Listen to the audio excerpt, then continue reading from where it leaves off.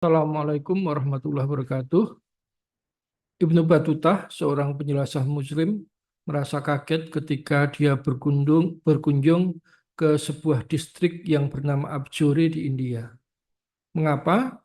Karena pada saat dia menghadap sang gubernur, menghadap pula seorang Brahmana beserta 3 orang perempuan.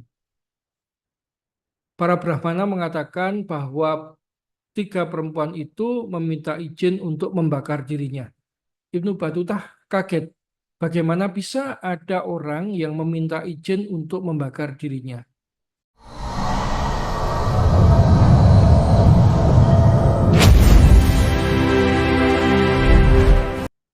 Ini adalah sosok Ibnu Battuta. Kita dapat melihat perbandingan perjalanan seorang Marco Polo yang juga keliling dunia dengan Ibnu Battuta. Perjalanan Marco Polo itu yang dengan garis merah, sedangkan yang Ibnu Battuta dengan garis hijau. Kita dapat melihat bahwa perjalanan keliling dunia yang ditempuh oleh Ibnu Battuta itu jauh lebih panjang dibandingkan dengan Marco Polo. Lalu siapakah sebenarnya sosok Ibnu Battuta itu? Nah, inilah yang akan kita coba perkenalkan terlebih dahulu. Ibnu Battuta atau Muhammad bin Battuta itu mempunyai nama lengkap Abdullah Muhammad bin Abdullah Al-Lawati At-Tanji bin Battuta. Ya, dia lahir di kota Tanjir di Maroko pada tanggal 24 Februari 1304 Hijriah. Nah, beliau melakukan lawatan perjalanan keliling dunia Islam selama 30 tahun menempuh jarak kurang lebih 22.000 kilometer. Nah, perjalanan itu ditempuh antara tahun 1325 Masehi sampai 1355 Masehi, dan kemudian catatan perjalanan itu dibukukan dengan judul Rihlah Ibnu Battuta, sebuah karya yang sampai sekarang masih diterbitkan dan diburu banyak orang. Ibnu Battuta akhirnya kemudian kembali ke Maroko dan menjadi qadhi, dan kemudian wafat di Maroko pada tahun 1368 Masehi. Nah, bagaimana upacara sati yang dilihat Ibnu Battuta di India? Mari coba kita buka bukunya. Ini adalah buku tentang catatan perjalanan Ibnu Battuta yang diterbitkan oleh Pustaka Al-Kausar. Tentang upacara sati ini dicatat oleh Ibnu Battuta pada halaman 483 dengan subjudul Kisah Penduduk India yang Membakar Dirinya dengan Api. Jadi pada saat Ibnu Battuta berkunjung ke distrik Abjore, dia menghadap kepada gubernur untuk melaporkan kedatangannya. Pada saat itu pula ada seorang Brahmana yang menghadap beserta 3 orang janda yang meminta izin. Ketiga janda tersebut minta izin untuk membakar dirinya. Ketiga janda tersebut adalah janda dari 3 orang yang terbunuh karena sebelumnya, beberapa hari sebelumnya, itu distrik Abjore kedatangan rombongan perampok, dan kemudian penduduk yang Islam maupun yang Hindu itu bekerja sama untuk melawan para perampok tersebut. Dari pihak penduduk ada 7 orang yang terbunuh, 3 diantaranya adalah orang Hindu. Nah, 3 orang Hindu yang terbakar inilah sesuai dengan tradisi masyarakat Hindu India pada saat itu, para jandanya kemudian akan membakar diri bersama jenazah suami mereka. Yang perlu jadi catatan sebelum membahas masalah sati ini, waktu itu India memang berada di bawah kerajaan Muslim Mughal. Jadi meskipun masyarakatnya itu mayoritasnya beragama Hindu, tetapi pemerintahan politiknya itu adalah dinasti Muslim. Ibnu Battuta yang kaget dengan permintaan bakar diri ini kemudian penasaran. Akhirnya dia kemudian mencatat tahap demi tahap pelaksanaan upacara sati tersebut. Kata Ibnu Battuta, 3 hari sebelum upacara sati itu dilaksanakan, di rumah para janda tersebut diadakan pesta, di mana para janda tersebut dihiasi dengan hiasan yang paling cantik, kemudian memakai baju terbaik. Para saudara, tetangga, handetolan dari berbagai penjuru kota itu datang memberikan ucapan selamat dan juga memberikan hadiah. Bahkan ada yang berkirim untuk disampaikan pesan pada saudara mereka yang sudah meninggal. Para janda tersebut memang dihormati karena dia memilih untuk membakar diri.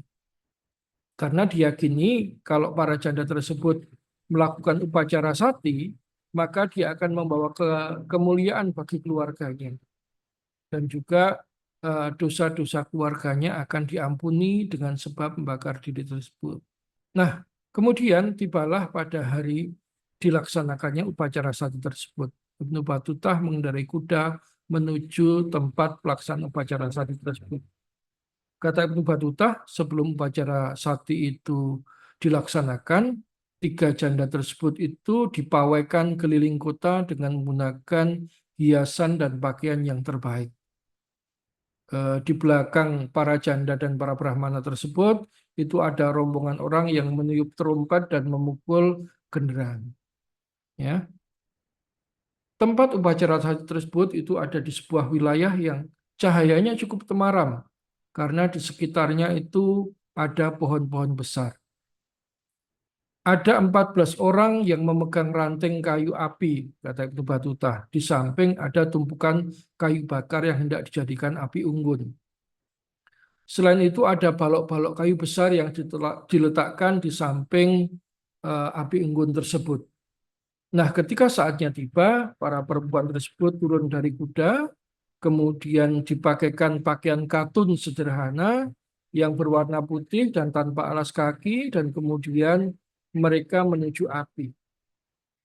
Mulanya ia hendak didorong oleh petugas sati, tetapi dia menolak. Jangan kau anggap aku takut dengan api.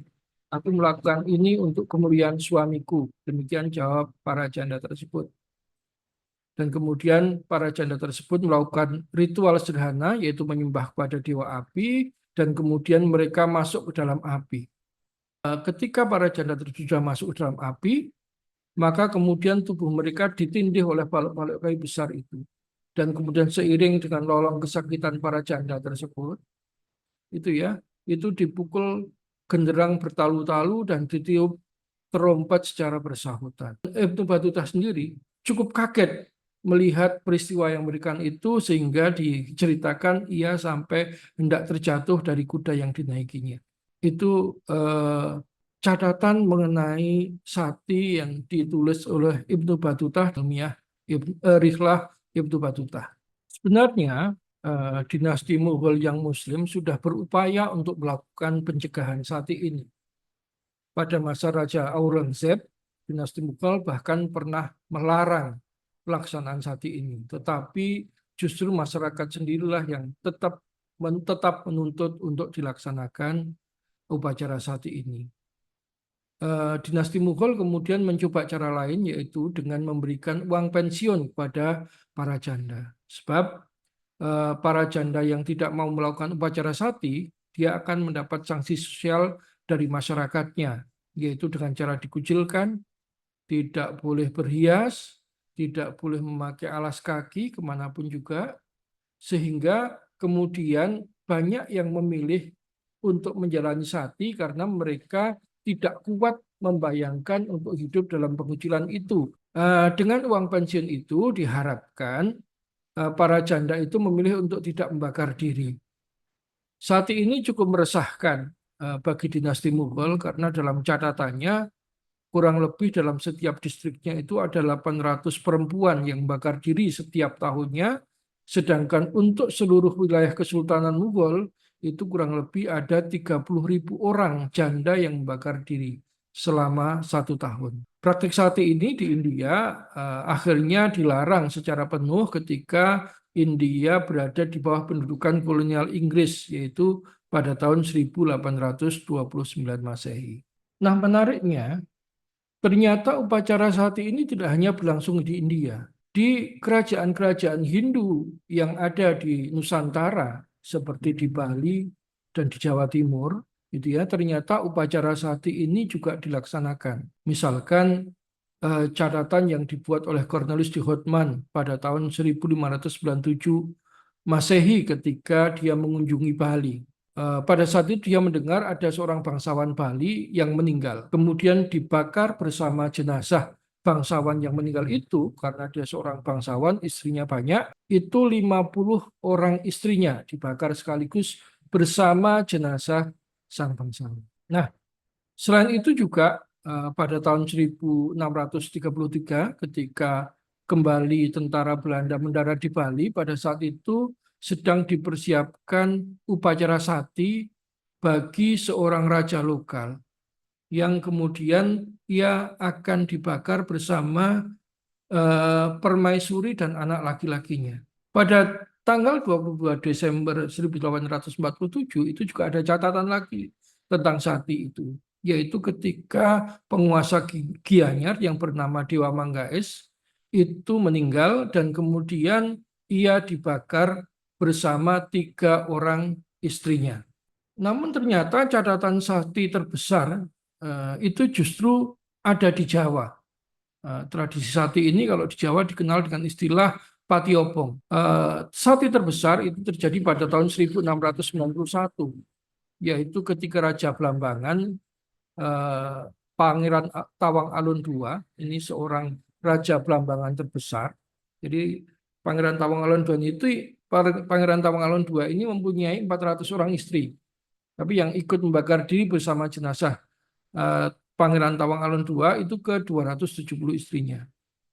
Nah, catatan mengenai sati inilah yang kemudian dicatat oleh Pramudia Anantatur sebagai salah satu titik balik peralihan masyarakat Jawa dari Hindu kepada Islam.